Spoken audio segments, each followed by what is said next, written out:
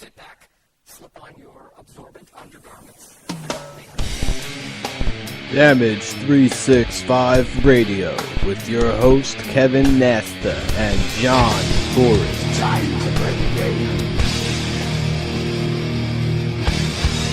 Time to play the game.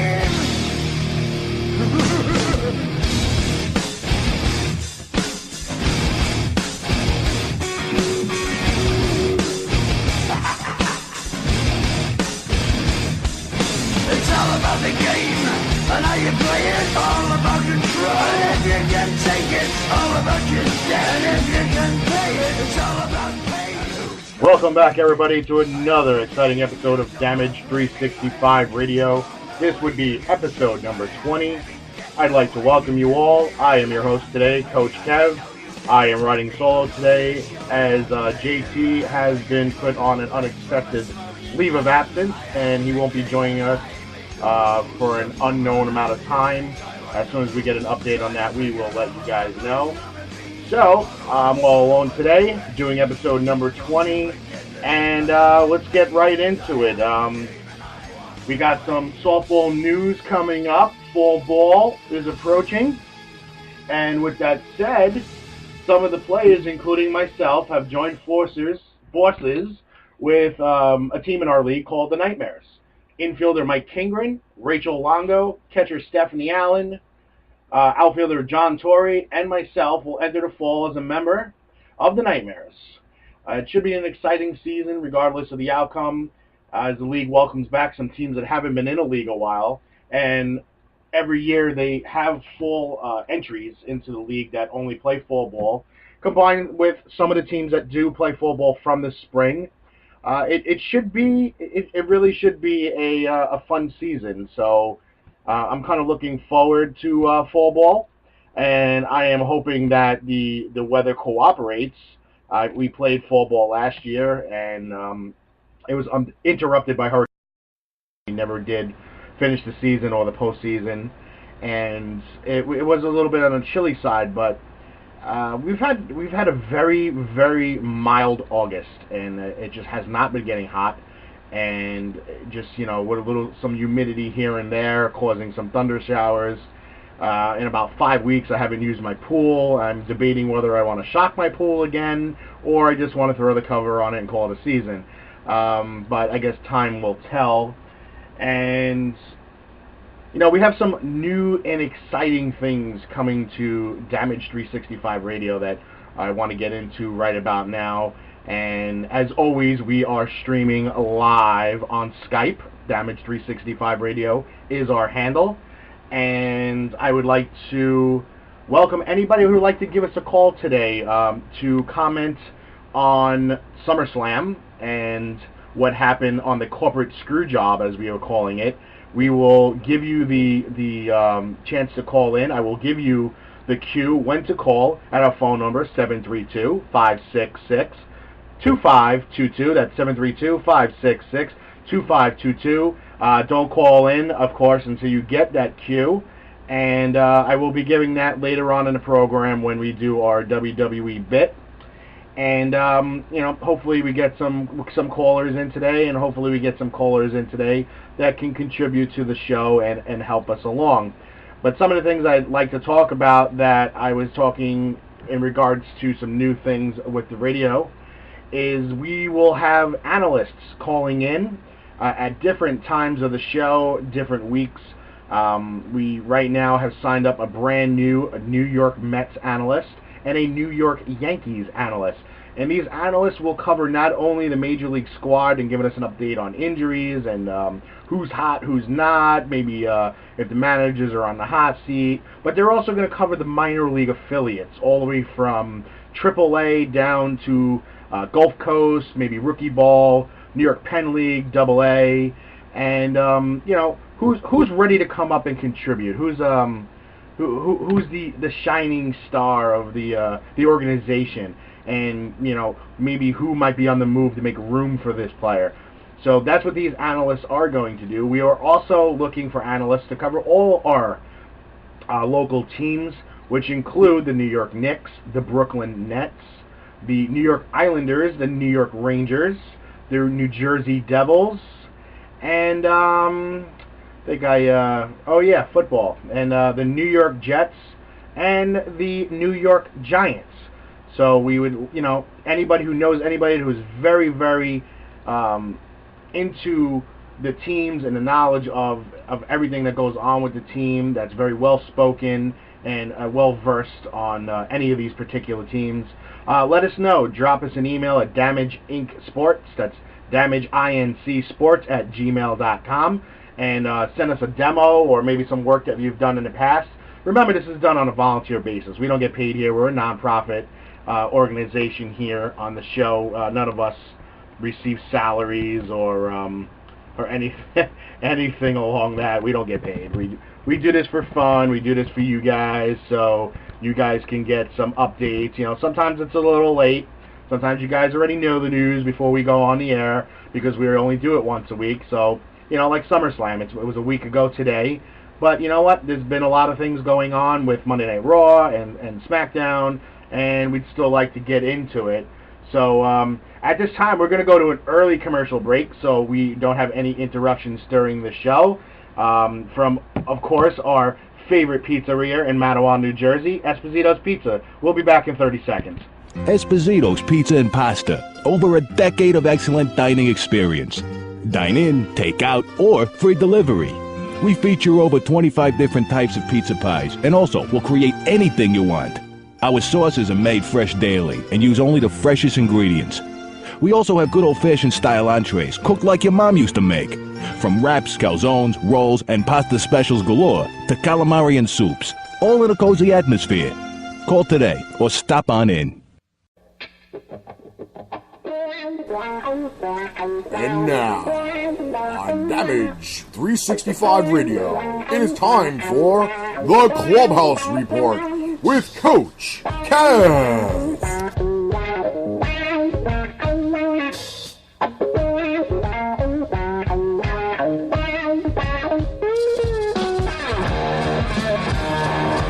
Right, we're jamming out to Jimi Hendrix here on Damage 365. Of course, it's the famous Voodoo Child used by Hollywood Hulk Hogan as his entrance music when he went to the NWO Black and White. And this is our temporary segment, the Clubhouse Report with me, Coach Kev. And let's get right into it. Today's theme would be the New York Mets report. Wilmer Flores, the minor league phenom, as they like to call these guys, has done very well with limited power, but he's been an RBI machine so far for the New York Mets. And, as far as defensively, he's played very well. Travis d'Arnaud has he's had little luck offensively. Behind the plate, he showed some great skills blocking the ball, calling a decent game. Today's game, he did hit his first Major League home run, a shot to the Pepsi porch earlier today. Or was it, I'm sorry, not the Party City deck. That's to left field. The Party City deck, his first Major League home run. Caught by a fan wearing a Mike Piazza jersey. And I would like to say I don't think Mike Piazza would have liked to have played at Citi Field because I think would have shaved about 8 or 9 home runs off his season total. But as far as d'Arnaud, he is still a long ways from being, I think, personally, the number one catcher. Unless he plays some winter ball where he's going to be the main guy and, they're going to work with him with his footwork and his defense and of course, his hitting. I just don't see him as a starter next season. I know everybody thinks he should be the starter, but I just still think he needs a lot of polishing. And I don't see John Buck coming back next season because he says he still has some in the tank and he still thinks that he can start somewhere. And I agree with him. If you put him in the right lineup, him batting .230 with 20 home runs and 70 RBIs is not going to hurt, a team that's very deep like, say, Anaheim or Los Angeles Dodgers or the Texas Rangers or any team like that. But I could actually see him going to a team like Oakland, a very young team, young staff, and Buck has worked very well with the young pitchers that the New York Mets have put out there this season.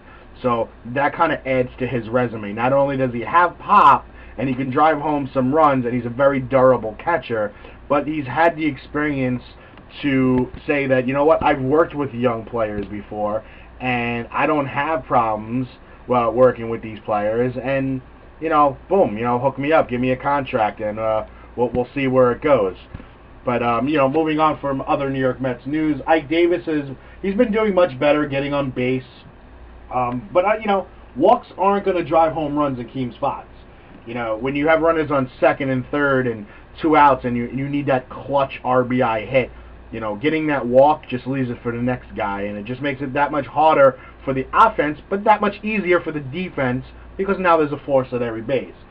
So there's times where I think Ike Davis just relies on the walk too much, almost like Lucas Duda was doing all the beginning of the season. Yeah, you have a 380 on base average, but you're batting 230. So yes, you take a lot of walks, but when you do put the ball in play, it's really not doing anything. So, you know what? You got to step up and get the hit. The walks aren't cutting it. Excuse me. When David Wright returns, you might see, you might see Daniel Murphy move to the bench if David Wright does return. Wilmer Flores, I can see moving to second base. That's where he's been playing all season in the minor leagues. And Daniel Murphy becomes a left-handed pinch hitter off the bench and maybe spells a couple days off here and there for Ike Davis and Flores and Wright. And, later on I'll get into how I think Daniel Murphy's days as a New York Met are numbered. And as far as the first baseman situation, the Mets want to stick with Ike Davis. Because the last thing the Mets want to do is give up on Ike Davis and become the Texas Rangers, who gave up on Chris Davis, who's blossomed into a premier power hitter and one of the best of the American League, and currently right now leads the world in home runs. So that mistake the Mets don't want to make, and the Mets have made this mistake in the past with numerous players, giving up on them way too soon. They've blossomed into ball players somewhere else in another organization, and there's been times where the Mets held on to players too long and they developed into nothing. So it's kind of you don't know which way you want to go, but I guess if you're going to stick with a young team and this is what you're putting out there, and you're going to push this on the New York Met fans, then I guess you have to stick with Ike Davis. And what did the Mets do with Eric Young Jr. and Marlon Byrd next season? I mean, Byrd is having a renaissance season, a great season, and probably will be named Comeback Player of the Year for the National League. Can the Mets afford to offer him only a one-year deal? With the season that Byrd is having, he's going to get many offers for other teams now that they know he's got something left in the tank. To Bird's credit, he's been playing ball for almost a calendar year. A lot of people don't know this, even though they do mention it on the telecast. He played Major League Baseball last year, then played a little bit in the minor leagues, then was released, then played winter ball, and then signed with the Mets, and he's really had no downtime. I mean, that's a lot of baseball with no recovery time, and he's been durable. I mean, he hasn't missed many games this season. He's been in there every game, and he's never really had a real long slump. So to his credit, he kept himself in shape. He's been playing almost for a calendar year. He hasn't had long-term slumps, and he's probably, regardless of what happens to David Wright, Marlon Byrd is the best Met on the field right now, and could be the best Met in having the best season as a Met when the season ends. David Wright has had an up-and-down season. Daniel Murphy, despite leading the team in hits and being 7th in the National League in hits, he's had an up-and-down season. His average hovering around 270. It's like it don't go up, it don't go down. He's never had that hot streak this season. So with that said,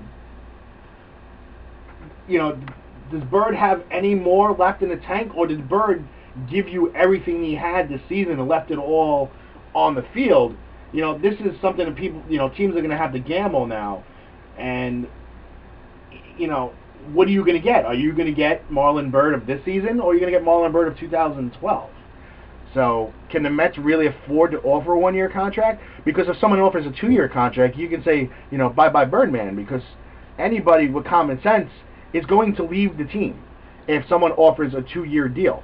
That's just job security. That's just the way the business is done, and that's just the way we roll nowadays. And it doesn't matter if it's a baseball job or an office job. If somebody comes up to you with a contract and says, here, I want you to work for my company, I'm going to pay you $4 million a year over 5 years, and someone comes up to you and says, I'm going to give you $4 million over 7 years, guess what? You're probably going to take that 7-year deal. Just more job security and more guaranteed money. And we always said that Major League Baseball is stupid for guaranteeing money. Because if these guys have a terrible season after the second year of their contract, and they still got 3 or 4 more years left, guess what? You release that player, you're eating that money. Unless you can make a trade where the team, you have a team you're trading with, gives you back a player and is paying partial amount of that money, then you're going to eat that contract. And the New York Mets are very familiar with eating contracts. No, that's sure. Eric Young, though, on the other hand, he's a nice player to have on your team. You can live with him batting .270 with no power because speed never slumps. He's played great defense and still has the ability to steal 40 bases a season. So, do the Mets bring him back to play left field? Because right now, Lucas Duda seems to be on the outside looking in. While players like Justin Turner, who right now, besides David Wright, is my favorite New York Met, may be on the move as well. They look at him as a piece they can pick up, a player off the scrap heap, kind of like they did with Marlon Byrd, because he plays multiple positions. I personally love Turner on the team. He plays all four infield positions, and he keeps the clubhouse even-tempered. He's a very good guy to have in the clubhouse. Do the New York Mets turn back to Tejada, or do they look to the free agent market for a shortstop? I don't see Omar, as I like to call him, Omar Quesadilla, but Omar Quintanilla. I don't see him coming back and being a starting shortstop. He's proved he can be an everyday shortstop, but on a team that has a deep lineup. So he's probably going to get an offer to 1-year contract somewhere, for a team that might need a player to play shortstop for 1 season to hold a spot for a minor leaguer that's going to come up eventually. Is Daniel Murphy, the team leader in hits, like I mentioned before, in the team's future at second base? Or will he be traded at the end of the year to allow Wilmer Flores to play second base for all year and for the rest of his career? The Mets still, to this day, need a right-handed power bat to complement Wright, and they hope that Ike Davis bounces back and has the season and the career that they think he will have. Yeah, that's a gamble. You obviously don't know what you're going to get. It's like that life is like a box of chocolates. You never know what you're going to get. And right now, the New York Mets are a box of chocolates, and you can stick your finger in every one and look for the caramel, but you just don't know what you're going to get before you find it. I'm curious to see what Rafael Montero, what he has to offer. Are they going to bring him up in September, or are they going to finish his season and say, you know what, let's shut him down. He's close to his innings limit. We don't want to push him. Or do they give him a look in a major league? Say, you know what, kid, let's see what you got. We give you about 6 or 7 outings and show us what you got. I want to see him. I want to see what he's got. I'd like to see the future. I personally think that the team is going nowhere, and Montero should be moved into the rotation, and you move Torres back into long relief. You're going to need a durable long reliever when you have a rotation full of kids. It just comes with the territory. And I love Torres out of the long relief. He's pitched very, very well in long relief, and he's pitched well as a spot starter, but I like him at long relief. So, as far as the New York Mets are concerned, this is pretty much the last time you'll hear me personally cover the team. We will have our person calling in covering the New York Mets. I'll throw some questions at him. Hopefully we'll get some fan questions via Skype or Twitter, and we'll ask the analyst those questions, and you can get your answers live here at Damage 365. And also the analysts have full access to our Facebook page, facebook.com/Damage365, and they will post on that page and give us an insight to what they're going to be talking about on the shows, and they can take questions and answers on that page. And, it's a whole new chapter of Damage 365 where we're going to have people calling in and giving their insight to all of sports.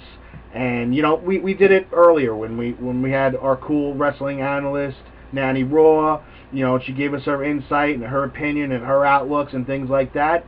We're going to do that for all sports, including wrestling. And the reason why we expanded to the 45-minute program is so we can cover wrestling more than 5 minutes. So now we have a 10 or 15 or, depending on how much news is going on in wrestling, and we like to cover it. So moving on from that category, let's go to the New York Jets. It seems Mark Sanchez got injured during last night's game against the Giants. He hurt his shoulder and was, walking off the field all wrapped up.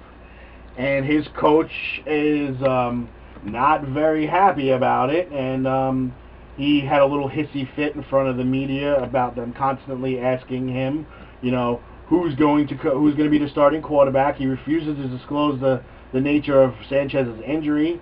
And he refuses to give the update of who is going to be the number one quarterback. And Geno Smith didn't help himself. He played terribly and threw 3 interceptions during this game, a game that the Jets defeated the Giants 24-21. And, it's a meaningless game. It's an annual game. It's more, the fans get a kick out of it, bragging rights. But, basically after the second quarter, nobody really cares. Or most people are obliterated by then anyway. Sanchez was 5 of 6 for 72 yards and a fumble, and laid on the turf for a couple minutes after being hit by Marvin Austin, and that was it. That was the end of him. And like we said, Geno Smith really, really didn't help himself when he came in and pretty much hurt himself by throwing 3 picks. And then you have Matt Sims, who is the third string right now, the son of former Giant quarterback Phil Sims. He looked pretty good in, as they call it, mop-up action. I don't see that, the game's 24-21.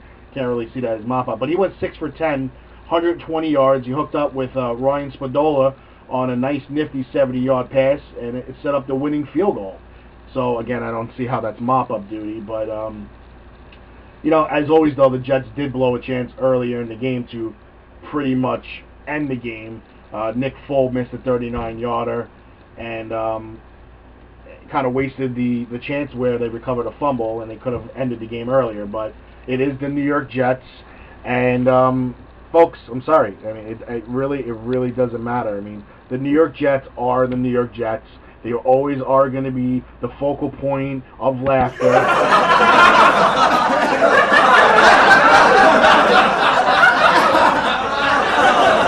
They're going to be the butt of all jokes. Even if it's a butt fumble. And they're always going to be second fiddle to the New York Giants in this market. And it doesn't matter. And the Jets have done nothing to prove otherwise. The Giants have run the city. They have Super Bowl appearances. The Jets still have nothing since 1969. And they've had no promise. Sanchez came up, back-to-back AFC Championship games, spent those games pretty much counting arena lights, laying on his back, and he's regressed ever since. And the fans don't want him there. He's only there because Rex Ryan doesn't want to be embarrassed by making Sanchez the number one guy and sticking with him through all of this when no other coach would have. He is hoping that Sanchez will put his big boy pants on, go out there and make Rex Ryan look like the most intelligent football coach of all time, and we know this is not true. So, again, New York Jets, New York Giants, who has the better future? The New York Giants.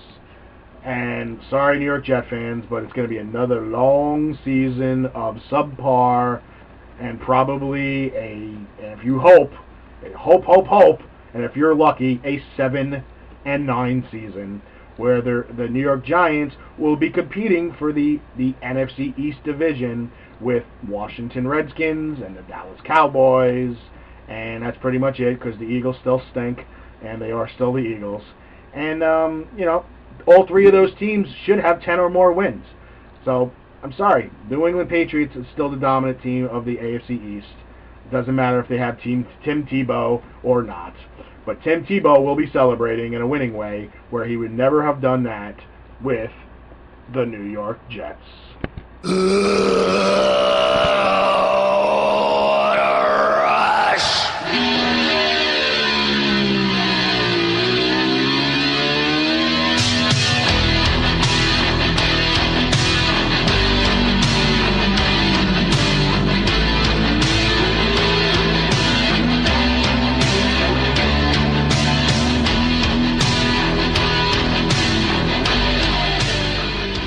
now it is time for the Damage 365 World Tag Team Title Tournament.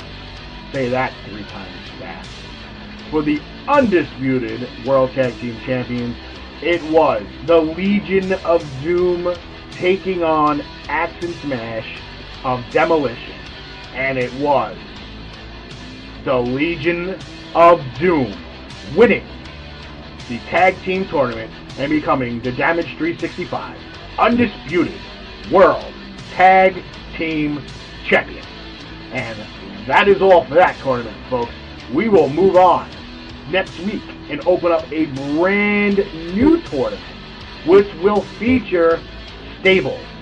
The greatest stables in professional wrestling will battle it out to become the undisputed champion of all time for the best stable. And you know, teams like the Four Horsemen, the Shield, all 3 members of Demolition, the Corporation, yeah, we'll get more on that later, many teams. We will post the link on our Facebook page, facebook.com/365.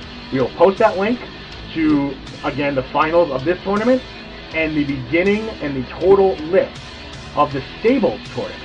And we have so many tournaments lined up, folks. We even have one of the all-time greatest managers in wrestling / chaperones. So there will be male and there will be females on that list.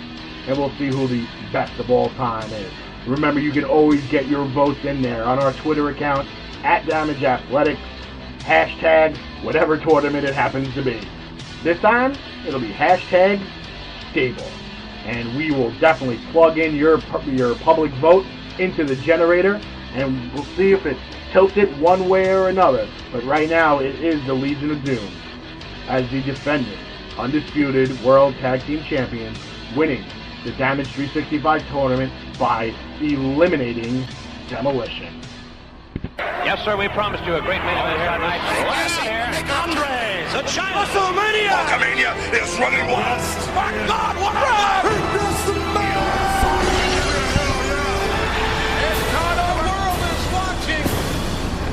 And let's get into some wrestling news, folks, because it's now time to talk about the SummerSlam Screwjob and the possibility of the new corporate champion.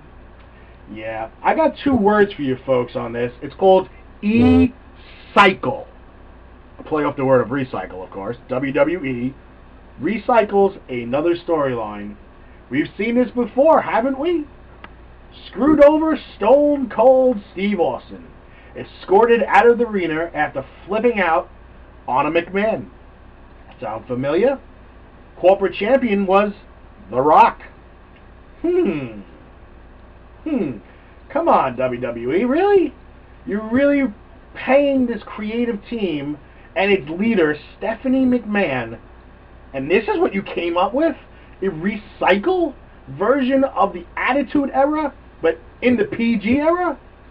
So we won't see Stone Cold coming down in a beer truck and beating the hell out of Vince. Will we see Daniel Bryan coming down with a herd of goats to beat the hell out of Triple H and Stephanie? Are you kidding me? This is the best that you can do. This is awful. I mean, come on. The match was great, and you wasted it. You wasted it. This was probably one of John Cena's finer moments as a wrestler. Daniel Bryan dragged it out of him, and then pinned him cleanly. 1, 2, 3 in the middle of the ring. And everybody knew something was up because Triple H didn't leave the ring, and then was even doing the yes, yes, yes, finger pointing to the sky behind Daniel Bryan, which everybody knew something was up, and then boom. Randy Orton's music hits. Comes down, confetti's falling, turns around, heads back to the locker room, and then boom, it happened. Triple H turns around Daniel Bryan, a kick to the gut, a pedigree later, and we're crowning the new WWE champion, the corporate champion, Randy Orton. So Triple H, who claims he put his personal feelings aside because he hates Randy Orton, and felt that in the best interest of the World Wrestling Entertainment that he give the title to Randy Orton because Daniel Bryan does not fit the mold of a corporate champion. Let's review, folks. Stephanie McMahon said it on Monday Night Raw when they had him escorted out. He's what, barely 200 pounds? Maybe 5'8", very undersized. Did we not just see CM Punk have the title for like 17 years straight? I mean, really? An undersized champion? Really? Was HBK an oversized champion? Was Eddie Guerrero an oversized champion? Was that criminal from Canada an oversized champion? How about Macho Man Randy Savage, one of the greatest champions of all time? Was he an oversized champion? He was barely 220 pounds. Granted, he was 6'1", but you stand him next to guys like Hulk Hogan, The Ultimate Warrior, Sid Vicious. He looks tiny. You stand him against guys like Andre the Giant, The Earthquake, Yokozuna. He looks tiny.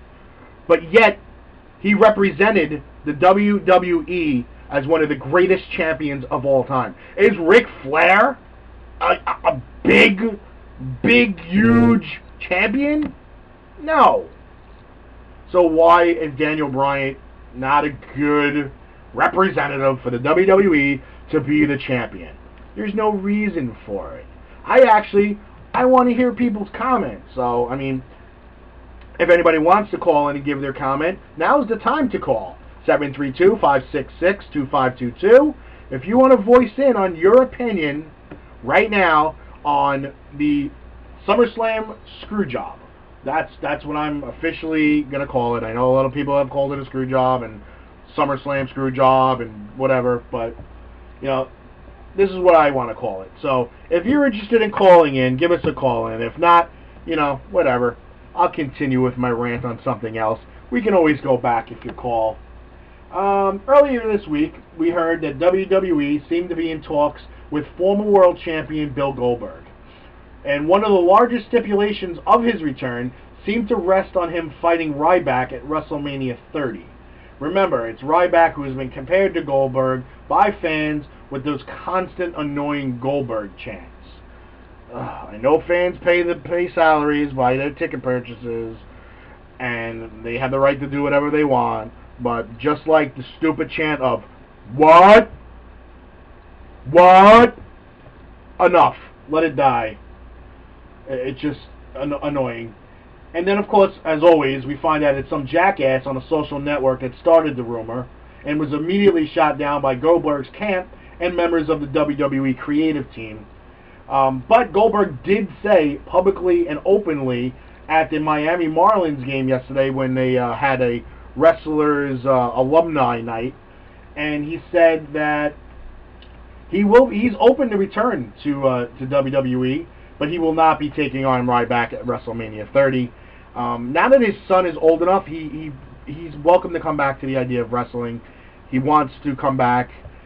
He wants his son to watch him wrestle now. So, you know, whatever. If he comes back, he comes back. If not, not.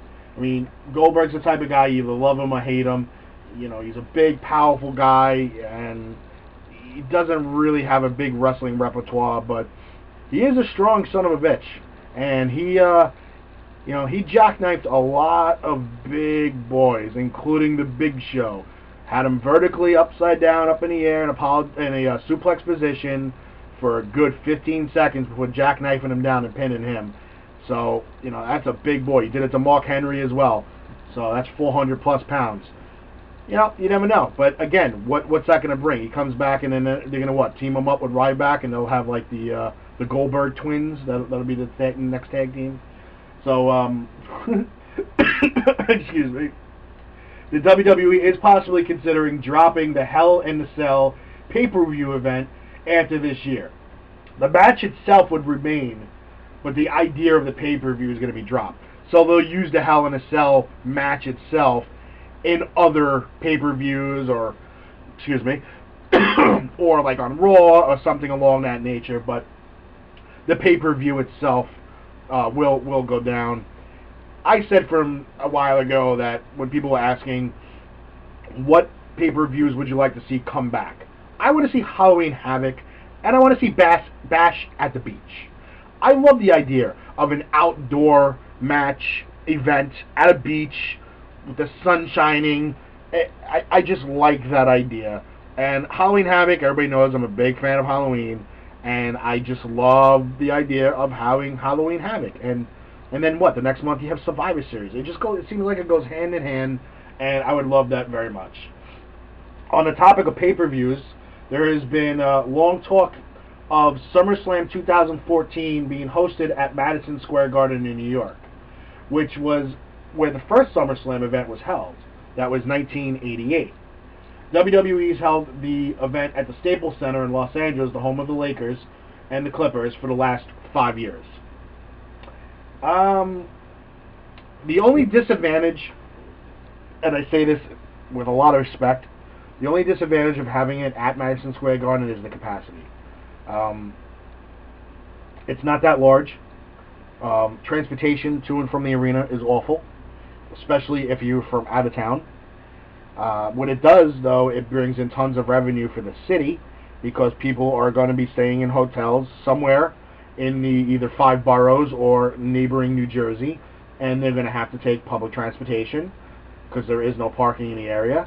And, you know, I mean, it's good for the city. It's like having the Super Bowl here, but I just don't see it. You know, they've had WrestleManias there.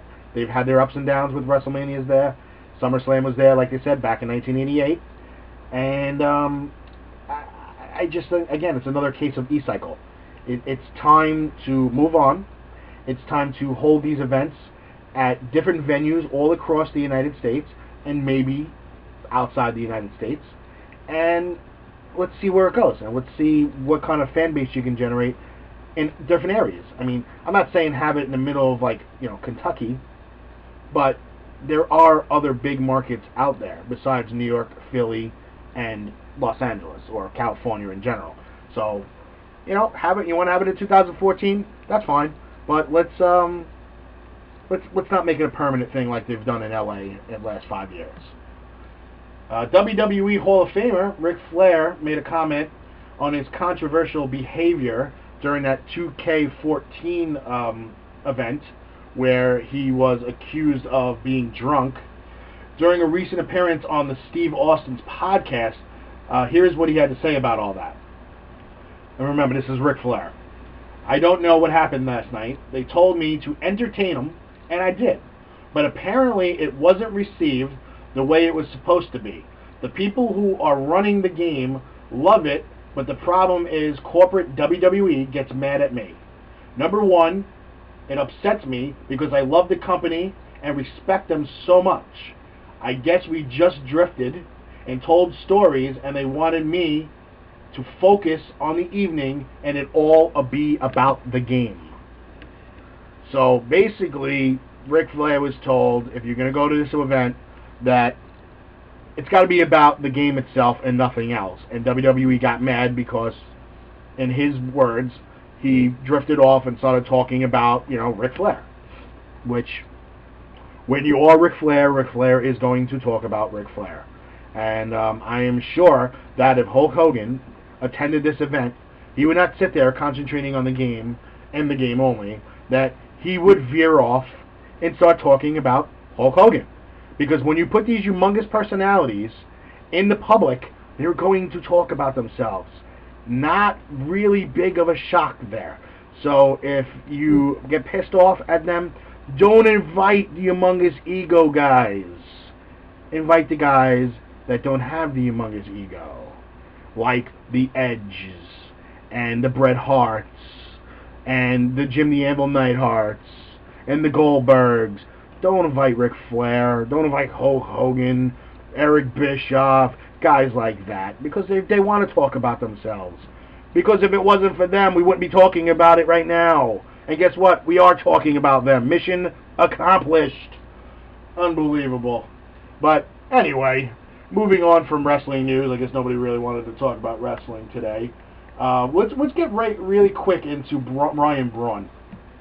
And again, we're back on the PED issues. He's serving a 65-game suspension and finally decided to come out and say during the 2011 season in the playoffs he used performance-enhancing drugs because he was injured.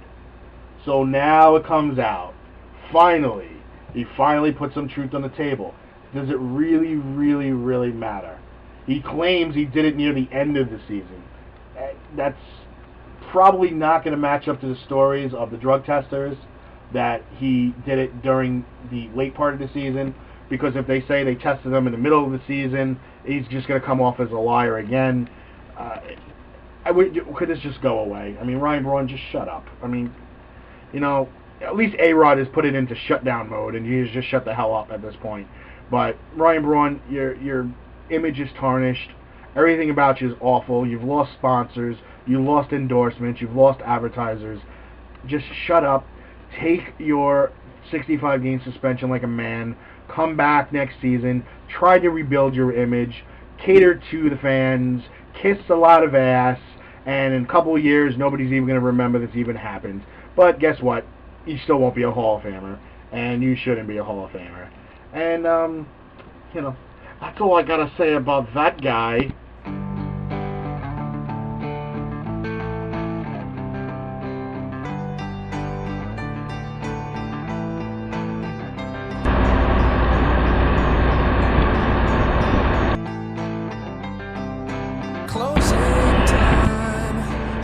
As we start to wind down on today's show, episode number 20, of course, I want to thank you, the fans out there that are listening live, and the fans that will be listening all during the week. Our numbers have increased week after week after week, and that's because of the great work that is done not only by myself, but my co-host JT when he's here in the house. He does a great job with the Tory story and chiming in and doing these things that he does. I just hope that he's listening right now and he knows that this seat next to me is empty, and I don't like the fact that it's empty, but he needs to get his life together and he needs to put his big boy pants on, put his priorities in order, and know that he's got family and friends that love him and support him and want to be there for him. But he has to make the first move now, and he has to open up his arms, close his mouth, and take what's coming to him. Nothing physical, folks. Nobody's going to beat him up. But until that happens, he's going to remain on a leave of absence, and there's nothing else that I can do. But the show is not going to be the same until he comes back. So, John, you got to make the decisions that are right in life. Happy birthday to my cousin Ulisa Kafisi out there in PA. Former damaged third baseman Mike Scrappy Scaparo, happy birthday. To damaged captain El Capitan Senior Paul Churchio, happy birthday, Paul. Furials catcher Jamie Leston, happy birthday. And to one of my former players at Hunter College, the cutie from LI, Lawrence Stensland, happy birthday to all of you. And most happy birthday to the chairman of the WWE, Vincent Kennedy McMahon. Ladies and gentlemen, thank you very much for tuning in to episode number 20. We hope to see you next week for number 21. And that will be a Labor Day show. So have a great week, and we'll see you next Sunday.